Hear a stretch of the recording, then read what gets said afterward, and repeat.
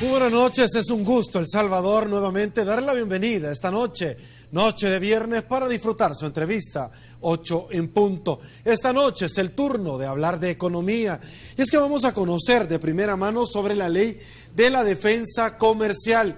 Conoceremos sobre la situación económica del país, sobre, por supuesto, también de la entrada ya en vigencia, en rigor, del FOMilenio 2, el segundo compacto de la MCC. Para abordar estos temas, con gusto, señores, en estudio, le damos la bienvenida al licenciado Tarsis Salomón, ministro de Economía. Ministro, un placer nuevamente tenerlo en su casa. Placer para mí estar contigo, con los televidentes. Gracias a usted por hacernos parte de su agenda.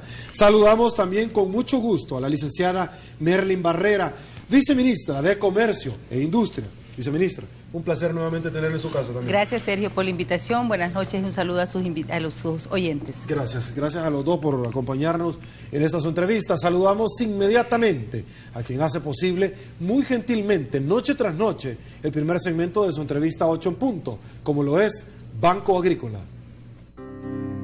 Querida patria, vieras qué diferente es todo acá. Es fácil darse cuenta que donde yo estoy, casi todo es más grande. Pero las cosas que uno más extraña son las que son más grandes donde vos te has quedado. Allá son más grandes los sueños, las ilusiones, los corazones de la gente y sus sonrisas. La distancia me ha enseñado muchísimo desde que nos separamos, mi querida patria. Estando acá he aprendido que los salvadoreños somos más fuertes cuando estamos juntos y que unido El Salvador puede ser cada día un poquito más grande. He aprendido que vos nunca estás lejos. Y es que un salvadoreño se puede ir de su país, pero el país jamás se va de un salvadoreño. Nuestro gran sueño siempre ha sido poder estar cerca. Unidos, podemos soñar juntos y transformar nuestro país. Banco Agrícola y El Salvador, juntos, por una banca más humana. Y bueno, señores, arrancamos inmediatamente con nuestros dos invitados de esta noche. Ministro, rápidamente conocer un poquito, porque ciertamente la población salvadoreña pregunta sobre este tema. ¿Cómo marcha el tema de la firma electrónica? Bueno, mira, para darte el contexto, la firma electrónica entra ahí por noviembre del 2012 a la Comisión de Economía de la Asamblea Legislativa, entre otras leyes. Afortunadamente, pues ya está en discusión, está a un 80% ya revisada por esa comisión para que pase al pleno, ¿verdad? La firma electrónica somos el único país en Latinoamérica que no la tiene. ¿Para qué te sirve la firma electrónica? Aparte que es una modernización, te reduce trámites, y tú que eres abogado puedes entender los miles de usos que se da. También estás viajando en un gobierno virtual un poco más eficiente. Para darte un ejemplo bien, que para uno puede ser insignificante, pero para el que lo está sufriendo son grandes esfuerzos.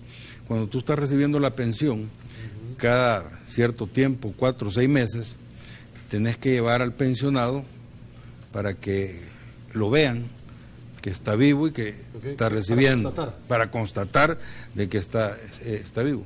Y muchas veces tú tenés pensionados que están en una situación bastante crítica, pues que no pueden movilizarse tan tranquilamente.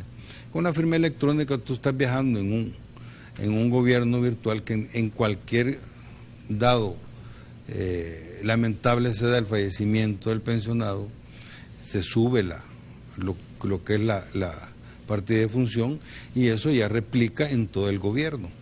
Entonces ya el de pensiones ven en ese momento que ese pensionado ya no se le puede estar depositando. Y igualmente pues ya no tenés que estar llevando a la persona.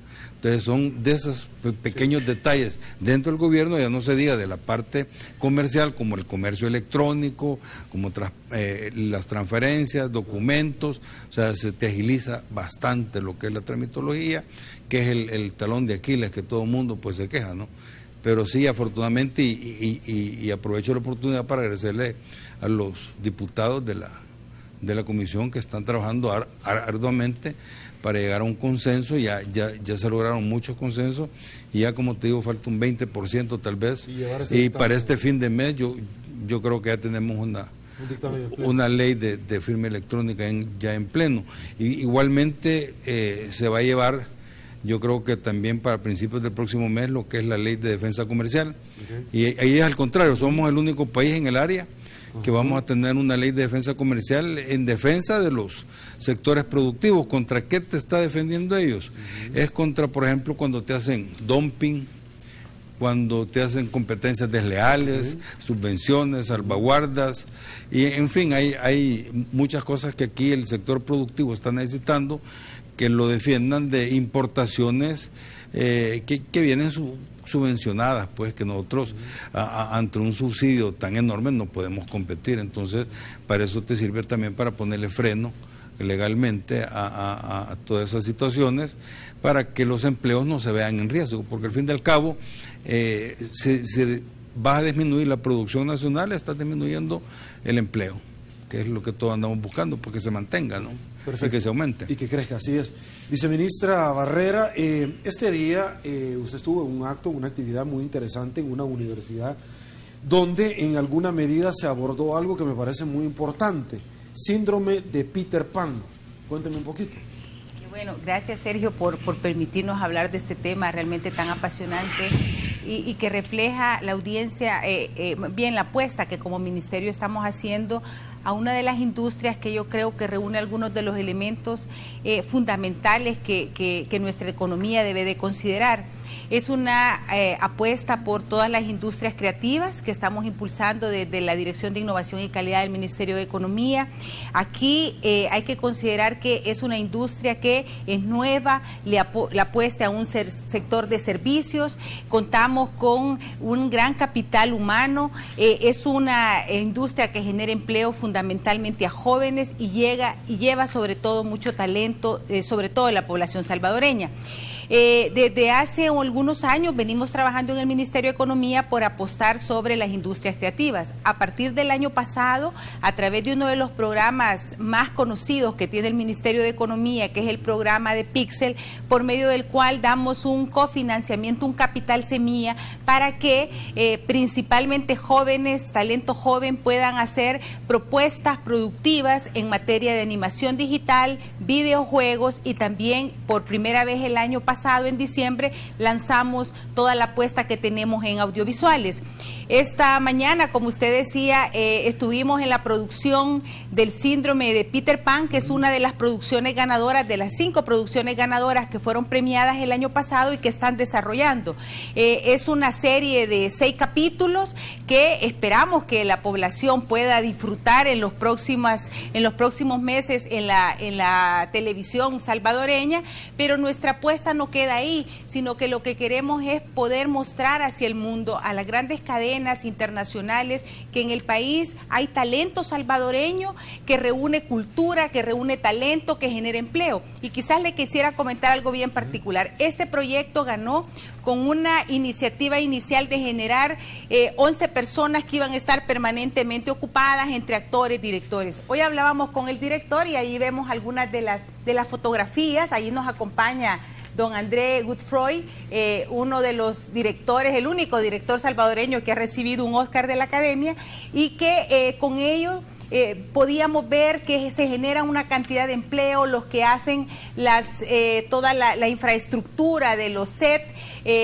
los que llevan la comida, los que generan el transporte, los que dan el vestuario, y en fin, es un efecto multiplicador y un encadenamiento, sobre todo de micros, de gente de pequeña escala que forma parte de estas producciones y que significan una de las apuestas más importantes. Yo quisiera decirle, Sergio, que esto es parte de las producciones del año pasado, que son las ganadoras y que se están desarrollando, y que este año nosotros estamos apostando para todos estos proyectos, sobre todo con este componente creativo y de innovación, 1.7 millones de dólares que daremos sobre todo a todas las iniciativas productivas que pues presenten sus proyectos. Nosotros esperamos este año poder premiar por ahí por noviembre y por supuesto invitaremos a Canal 33 para que poder dar al menos 25 iniciativas entre audiovisuales, videojuegos. Quiero recordarle que no solo es este el trabajo que estamos desarrollando, porque por ejemplo tenemos ganadores de videojuegos que ya lo venden en las plataformas Steam, una de las plataformas más famosas para videojuegos.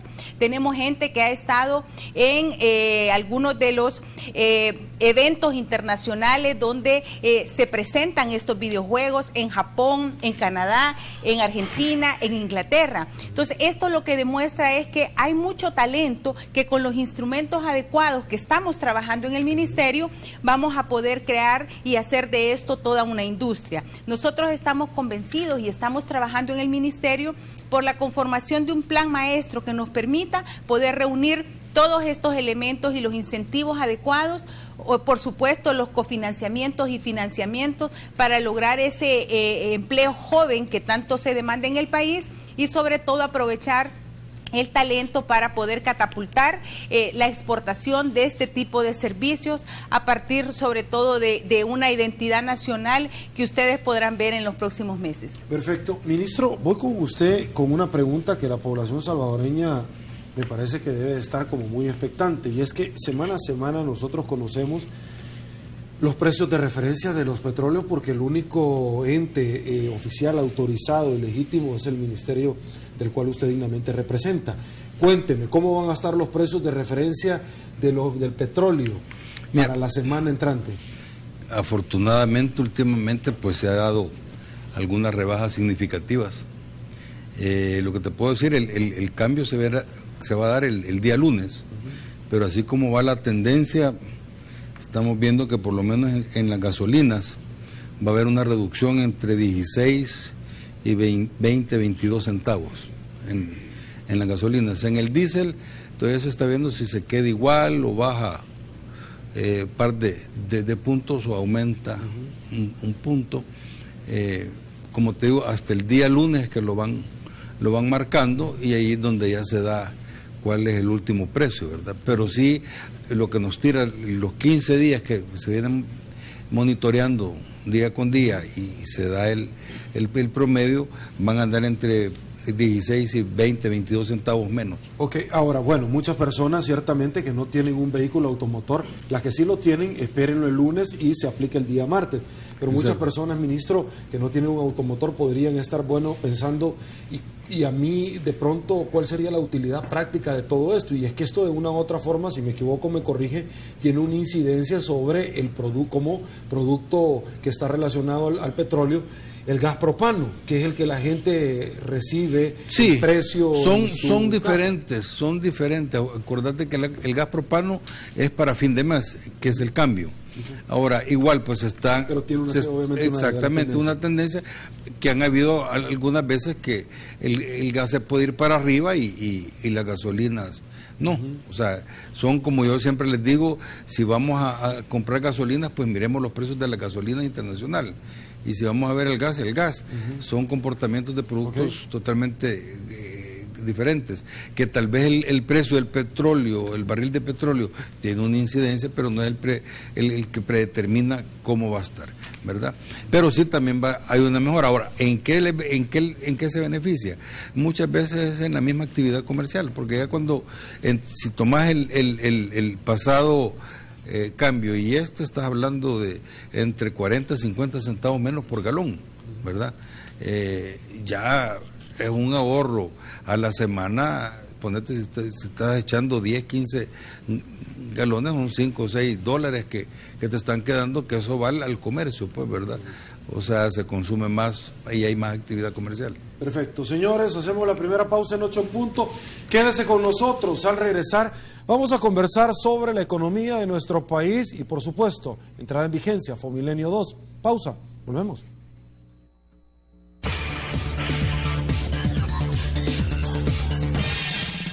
Estamos de regreso. Mil gracias, El Salvador, por su preferencia. Lo habíamos adelantado.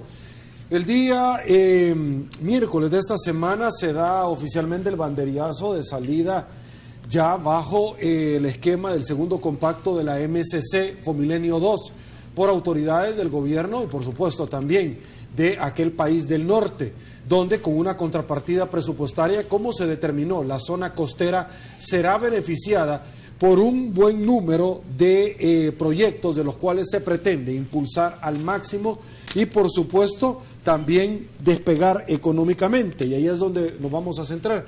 Ministro, ya arrancó, es un hecho, Fomilenio 2, ¿en qué consiste? ¿Qué expectativas reales se tienen? Mira, en primer lugar hay que ver el contexto que te da el Fomilenio 2 y es un considerando de confianza para el país. Somos de los pocos países, yo creo, que tenemos un segundo Fomilenio y eso te da un gran nivel de confianza que tiene Estados Unidos, el cooperante, con nosotros. Se toman tres puntos vitales. Primero es la parte, ellos le llaman capital humano o potencial humano, pues son las escuelas a tiempo pleno, la construcción y todo, son más de 300 escuelas. Y también para ver la calidad de educación para todos esos jóvenes que son el futuro del país. De ahí tenés la parte de infraestructura, carretera doble sentido hasta Zacatecoluca, y por el otro lado está la parte de inversiones.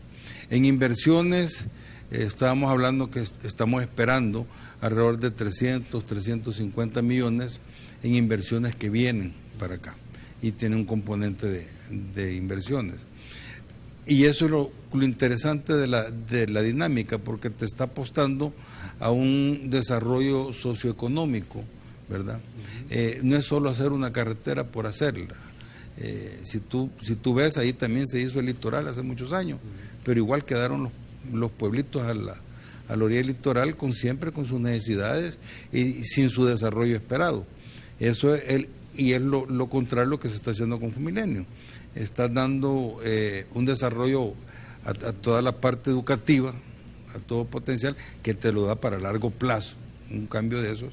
Aparte de eso, tener la parte de inversiones, que es complementaria con todo lo que estás invirtiendo en la gente. Entonces ya se te hacen polos de desarrollo, ¿no? en toda esa parte de Fomilenio. Y eso te va acarreando otras iniciativas de otros cooperantes que también se van dando, ¿verdad? Y te trae una agilidad para toda la región. Tenemos el caso del Amatillo, que ya nosotros firmamos un acuerdo con el ministro de Economía de Honduras de tener una aduana integrada en el Amatillo, porque ustedes iban a hacer un préstamo para hacer una aduana y nosotros tenemos con el Fomilenio una aduana, entonces era como que doble gasto. Y por ahí pasa prácticamente el 80% del comercio de todo Centroamérica. Entonces ya se está haciendo otras dinámicas, como te digo, que van aumentando para el desarrollo de toda esta región, ¿no? Ok, Fomilenio 2, suenan muchas expectativas por cuánto arranca toda la zona costera, llegando hasta otro proyecto sumamente ambicioso, que es el Puerto de la Unión y el Megatec particularmente. Sí, el Megatec. Muchas expectativas de que ese polo de desarrollo de verdad termine despegando. Sí, mira, en el Ministerio de Economía en este momento estamos trabajando en una zona especial de inversiones, le llamo yo.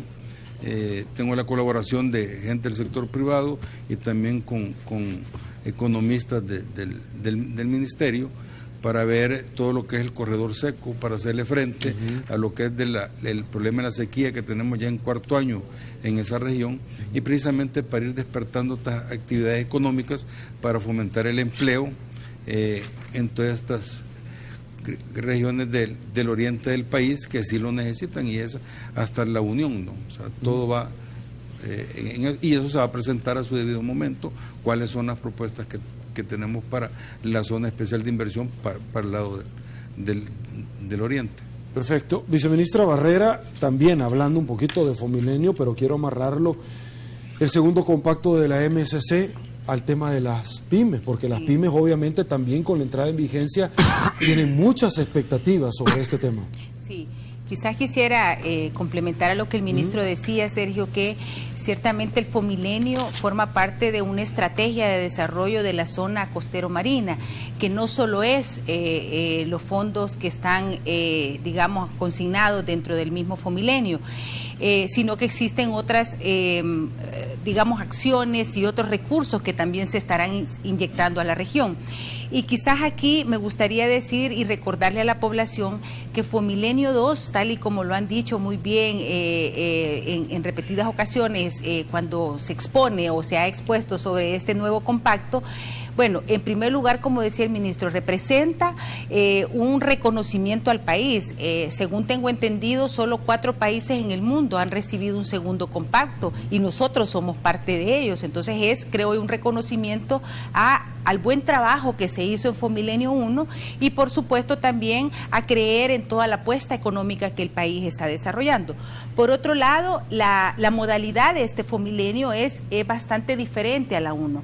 Aquí se apuesta mucho a clima de negocio, a infraestructura, como el ministro decía, y excepto a la educación, que es uno de los aspectos importantes para lograr el desarrollo productivo de nuestro país, pero ciertamente también requerimos de otros recursos para poder apoyar a las pymes. Y aquí yo quisiera recordar que ya la Asamblea Legislativa dio la primera aprobación para uno de los préstamos que es complementario a todo el trabajo que vamos a desarrollar en Fomilenio, que es el préstamo de los corredores productivos, en donde básicamente podría decir que hay como 3 grandes componentes. Hay una infraestructura complementaria que complementa la parte que Fomilenio no termina de desarrollar, Fomilenio 2. Existe también el desarrollo de alguna infraestructura de pequeña escala en donde están muchos muelles artesanales, sobre todo para desarrollar la pesca, que es uno de las riquezas más grandes que nuestro país tiene, y por supuesto también hay un buen fondo dirigido a cofinanciamientos que van a inyectarle recursos a todas las MIPYMES colocadas dentro de este gran corredor costero marino.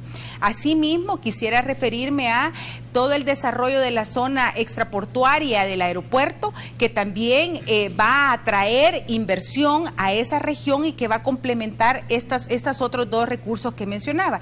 Y aquí es fundamental mencionar que para este trabajo ya estamos vinculando directamente con lo que en el ministerio y en el plan quinquenal del presidente Sánchez Serén se habla de la apuesta por la transformación productiva, en donde hay sectores estratégicos definidos que forman parte, que la definición se ha hecho sobre la base de exportación, sobre la base de su participación en generación de empleo, sobre su aporte en la generación de PIB, y todos esos sectores será parte de los requisitos para la concesión de esas zonas extraportuarias. Todo ello, digamos, con el objetivo de crear una articulación de instrumentos que permita desarrollar a grandes inversiones que se requieren en el país, a toda la infraestructura, y esto forma parte de la ya mencionada en varias ocasiones política de logística que está liderando el ministro Gerson Martínez, pero obviamente nosotros desde la cartera de Economía complementamos con los bienes y los servicios que van a ser transitados dentro de esa plataforma logística.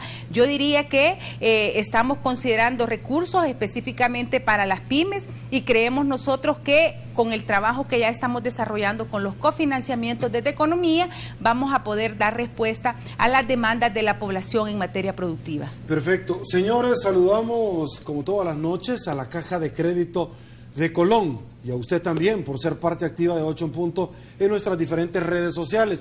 Por supuesto, nos desplazamos para darle lectura a la participación ciudadana y también que nuestros invitados de esta noche puedan reaccionar a lo que ustedes les preguntan. Lulaza, muchísimas gracias, Lulaza. ¿Cuáles son las medidas que van a tomar para evitar fraudes con la firma electrónica? ¿Van a garantizar que no lo sabrán? Pregunta El Ojo del Siglo, muchísimas gracias. Si, por ejemplo, hay hombres que hacen pupusas y que venden tomates y dulces, grandes talentos, el futuro del país, un país realmente exitoso. Darwin Romero, muchísimas gracias, Darwin. Pregunta a los invitados, Honduras lleva más de 500 millones en inversión externa. Nosotros, ¿cuánto llevamos acumulado? Rafael Mengíbar, muchísimas gracias, don Rafael. ¿Qué obstaculiza que El Salvador no tiene un modelo económico coherente entre y para los salvadoreños frente al mundo. Una gran participación, como todas las noches, pero para efectos de tiempo nos trasladamos nuevamente al set. Ministro, arranco con usted, sus impresiones. Mira, en el marco regulatorio de la promoción de la sociedad de la información, el primer paso es la ley de la firma electrónica, de ahí tener la ley especial de contratos y delitos informáticos y conexos, ley de protección de datos y ley de comercio electrónico. Entonces, todo esto te hace un ecosistema de protección precisamente regulatorio para ver los fraudes y promover las facilidades y al fin y al cabo, como dice al final, la ley del comercio electrónico, que es donde más uso se le puede dar, ¿verdad? Pero sí está compuesto de un marco regulatorio, ¿verdad? Viceministra, voy con usted porque alguien preguntaba sobre el tema de los tomates, las pupusas, que si alguien puede realizar emprendedurismo. Yo creo que una cosa que hay que decir, Sergio, es que en una economía todos somos necesarios. Hay gente que se dedica a la producción primaria, a los que producen tomates y los alimentos que todos los días consumimos y los necesitamos en los mercados y en los supermercados. Hay personas que se dedican a la producción de bienes intermedios y bienes de capital, que obviamente son necesarios para dinamizar las industrias a nivel mundial. Y hay algunos que se dedican a la prestación de servicios, entre ellos el Estado presta algunos de los servicios públicos, pero también otros prestan los servicios médicos, los servicios que se llaman los no transables, que son parte también de los dinamizadores de la economía. Yo creo que en todos podemos ser emprendedores, en todos podemos ser talentosos y en todos podemos tener una oportunidad de innovación. Creo que lo que el país necesita es poder ponernos a pensar qué tanto necesitamos para poder crear esos modelos novedosos que nos permitan dar ese salto cualitativo y cuantitativo importante. Y por supuesto nosotros como Estado generar esos instrumentos, esa plataforma que permita lograr que el mercado funcione de manera armónica, de conformidad a la estrategia que define el Estado. Yo creo que todos somos necesarios. Y me gustaría quizás también responder, si me permite, alguna de la pregunta que hacía el señor Mengíbar, de qué necesitamos. Y yo creo que esto nos lleva a una pregunta interesante que me gustaría quizás tomarme un minuto. ¿Por qué el país ha crecido históricamente abajo del 2%? Porque tenemos una economía muy concentrada en términos de las exportaciones, en pocos mercados, porque tenemos una economía que depende de las importaciones, porque tenemos una economía que tiene poca capacidad de generar valor, porque nuestra productividad en relación a otros mercados es baja, a pesar de que tenemos una capacidad enorme los salvadoreños, porque los costos de la energía son caros, porque tenemos costos de transacción como en aduanas y otros servicios que son altos. Entonces, ¿qué necesitamos? Necesitamos transformar todas esas condiciones para que los salvadoreños talentosos, emprendedores, trabajadores pongan a accionar ese capital y ese talento que tienen y dinamicemos esta economía. Creo que las apuestas deben de ser en materia institucional, como el caso, por ejemplo, de la Ley de Defensa Comercial, la firma electrónica, que generan esas condiciones que los empresarios necesitan. Por ejemplo, hablábamos de las industrias creativas. Los empresarios en esta industria nos dicen, la firma digital para nosotros es fundamental, porque muchas de las transacciones que se desarrollan se hacen vía electrónica y obviamente esto es parte de todo ese marco institucional que necesitamos. Necesitamos crear un marco que incentive a estas industrias, a estos emprendedores. Necesitamos recursos, pero una de las cosas muy importantes que también necesitamos formar a nuestro capital humano, al valor más importante que tiene nuestro país, que somos todos los salvadoreños y salvadoreñas, los jóvenes y los adultos también, que somos parte de esta masa productiva y que necesitamos realmente poder dar un salto en nuestra productividad.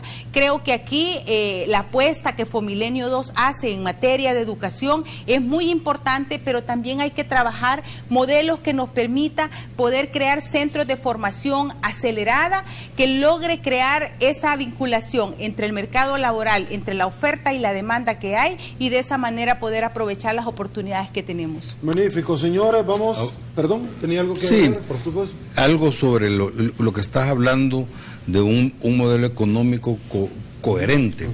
Te quiero decir que en el Ministerio de Economía estamos con un gran esfuerzo y concentrados precisamente en eso, en la transformación económica de este país, en esa transformación productiva y en esos sectores productivos y políticas sectoriales hacia la exportación que estaban totalmente abandonadas, esas políticas.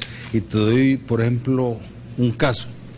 Por décadas, 10, 20 años, una de las cosas que más le dolía al sector exportador era la devolución del IVA al exportador, que es cuando tú estás comprando materias primas, insumos y todo, y de repente tus ventas, estás exportando el 60, 70% de lo que tú produces, tenés una acumulación de IVA que te la tienen que reintegrar. Eso llegó a tener alrededor de 200, 300 millones del capital de trabajo de los exportadores que se los mantenía el Ministerio de Hacienda de muchas décadas, hasta 6, 8 y hasta 10 meses. Entonces, ¿qué incentivo iba a tener el sector exportador productivo en exportar si sabía que tenía que estar manteniendo o subsidiando a un gobierno?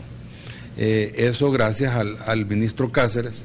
Ya se le dio vuelta en el mes pasado, se hizo la reforma que por décadas no se había hecho, y por eso es que mucha gente dice, no, que mire, que nosotros estamos haciendo, pero nunca se atendió a los sectores productivos. Yo por 25 años estuve en una gremial de industriales con todos los sectores productivos y esas eran las quejas, ¿verdad? ¿Cuándo nos van a hacer caso y van a reconocer que la industria es el motor del desarrollo económico y social de este país y el empleo?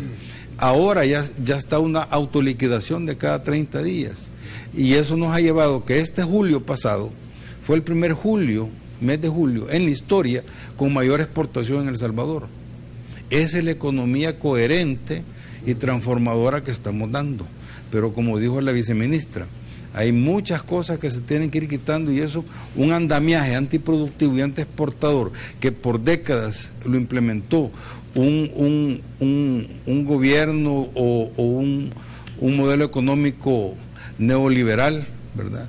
Que entre la consigna de libre mercado se hizo un mercantilismo y libertinaje, y que pocos lo aprovecharon, y que por eso después te preguntas tú, ¿y por qué no viene la inversión? O sea, ya de por sí tú tienes una moneda fuerte como el dólar, y tenías esas trabas que para tú poder ejercerte no te dan incentivos, pues al contrario, tenías que subvencionar al Estado. Perfecto. Vamos a otra pausa. Al regresar haremos la pregunta. Tenemos posibilidades reales de crecimiento de la economía y otros temas que están importantes. Se vienen las reformas a las pensiones. ¿Qué opinan nuestros invitados de eso? Pausa. Volvemos. Pregunta más simpática de la noche, ministro. ¿Qué opinión le merece a usted el tema reforma a pensiones? Muchos salvadoreños seguro están pegados a su televisor. ¿Qué va a pasar? Mira, en primer lugar, yo creo que es una buena esperanza ver que se está buscando soluciones ante ese problema. Un problema que te hacía una deuda crecer hasta el 60%. Como dijo otro analista por ahí, si con solo quitarlo llegas al 40%, pues, ¿verdad? Ha sido un problema de abusos políticos, diría yo, de inclusiones y dar privilegios a gente que no había aportado y que el gobierno los tiene que estar pagando, y que año con año era el endeudamiento y el endeudamiento y ese problema, pues cuando tienes un dólar que no tienes como otros países que tienen su moneda, que puede estar tirando moneda.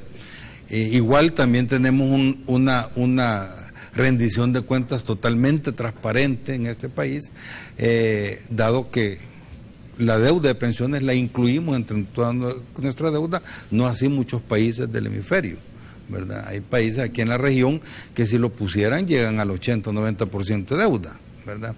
Porque es bastante fuerte.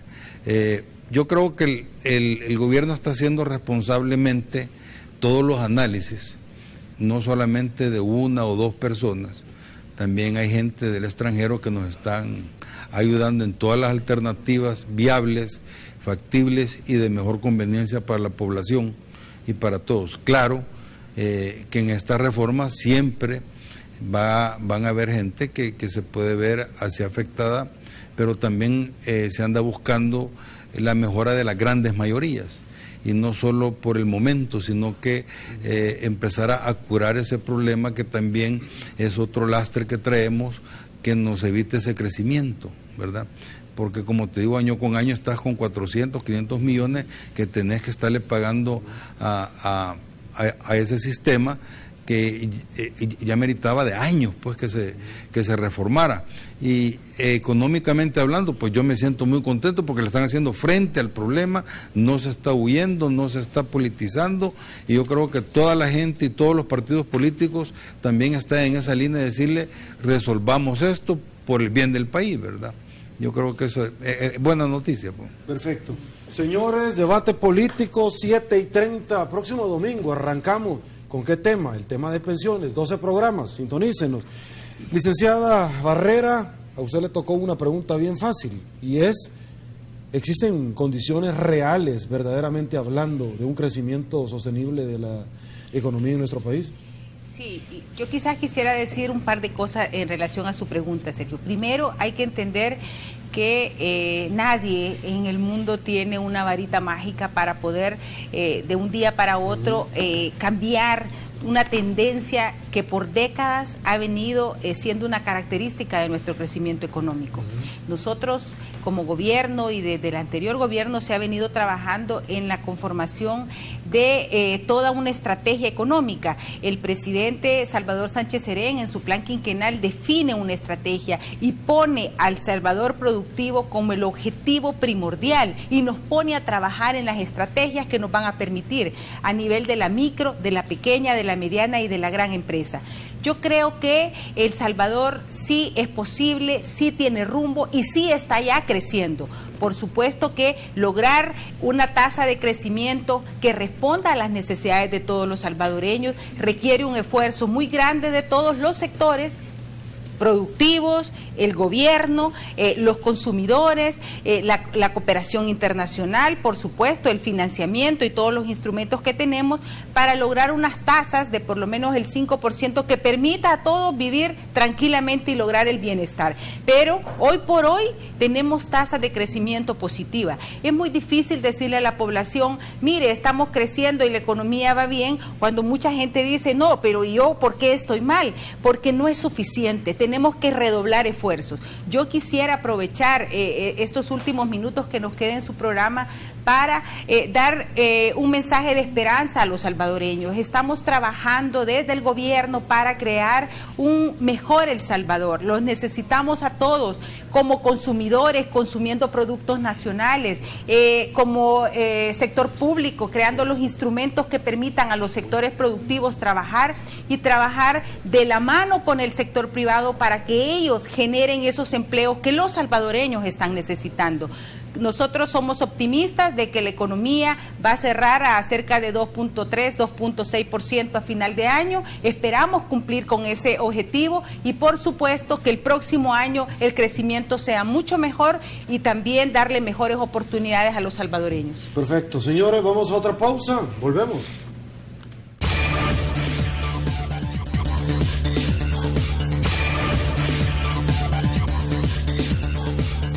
Señores, antes de despedirme, queda pendiente una pregunta que usted realizó. Honduras tiene un crecimiento de una inversión externa de $500 millones. ¿El Salvador cuánto? Por favor. El Salvador tiene algo mejor, tiene $500 millones registrados en el primer semestre del 2015 por inversión privada nacional, gente que ya está y continúa exportando. Aquí tengo en mis manos el informe del Banco Central de Reserva, donde están contabilizadas, ustedes pueden buscarlo para que vean, en total $504 millones contabilizados en inversión nacional de empresas que ya están y siguen apostando al país. Perfecto, viceministra, aprovecho también para despedirme, un gustazo haberla tenido en su casa. Encantada, Sergio, muchas gracias y buenas noches. Perfecto, ministro, me despido también con usted y por supuesto, palabras. Bueno, para mañana el Buen Vivir estará en Soyapango con el señor presidente, sí. Y también estarán algunos empresarios de esa área que son grandes empleadores identificados con la responsabilidad social empresarial y bueno, esperemos que llegue toda la población de Soyapango y va a ser un buen evento. Si lo quieren ver, ahí va a andar usted. Ahí vamos a andar también. Perfecto, ¿verdad? ministro, viceministro, un placer. Amigos televidentes, un gusto que nos hayan acompañado de principio a fin toda la semana. Soy Sergio Méndez, soy 11 de septiembre del 2015. Así están las cosas hoy por hoy en nuestro país. Si le gustó la entrevista, comente la mañana. Será hasta el día lunes. Pasen muy buenas noches y una vez más, que el Señor nos bendiga a todos.